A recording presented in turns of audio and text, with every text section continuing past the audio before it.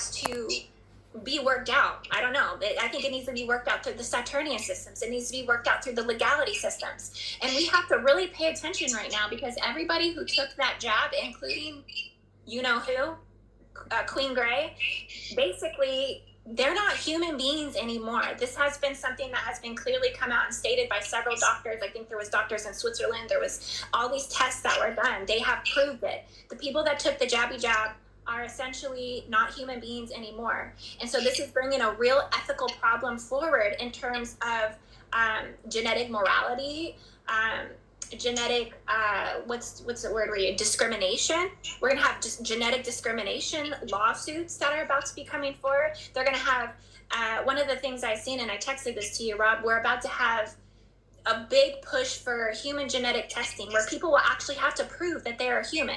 And if people come back that they're not human and they're actually gray hybrids and they're actually reptilians, guess what's going to happen in law? They're going to have genetic discrimination legalities where we will not be allowed to discriminate against human grays and human reptilians. And then what?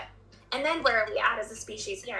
I remember Cliff High one time. I used to follow him when he used to come on Link Project, and like he did this one big presentation where he thought the mantids were actually taking over, but the mantids could be an offshoot of the grays, by the way. You know, those the praying mantis ones. But like what he said something really interesting. He said that he had a lot of things that were interesting, but like the one thing he said the TSA scanners at the airport. He said, and I've said this before on my show. He thought that maybe those were to identify hybrids, because how they do like a full body scan and it like reveals everything. He thought that maybe those TSA scanners could be like something to identify hybrids or something like that. Yeah, oh, definitely, for sure, definitely. I mean, well, there's a lot of things that are coming forward right now. Not just those scanners, but I mean, I think I actually did a show with Christy Campbell recently. We were talking about the gate programs and things like this. There's many ways in which they're monitoring, that they're cataloging people, that they're running things into their genetic databases and stuff like this. And of course, pulling the people that have, well, I mean, honestly, what they don't want is they want to exterminate the Christo'S races. I mean, I'm just going to say it, flat out, because that's what this has been ultimately about. They want to get rid of the bloodlines that carry the Holy Grail and things like this, because they're obviously going to be a liability on this planet, and they're the ones that have the true connection to Source.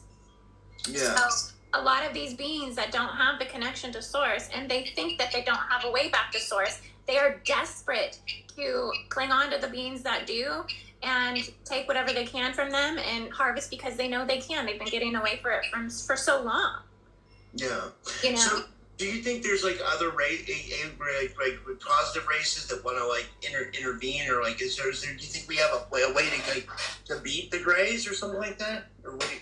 I think it's not about necessarily beating the grays. I mean, I don't think we should hate the grays. I don't think we should fear the grays, but I don't think we should surrender our discernment to them. I don't think we should have compassion for them to the point that it makes us require some sort of consent to what they're doing. I think that has to be the first thing that we have to realize. And we can also forgive the grays for what they've done, but it doesn't mean that we continue to allow them to have access to us. Okay?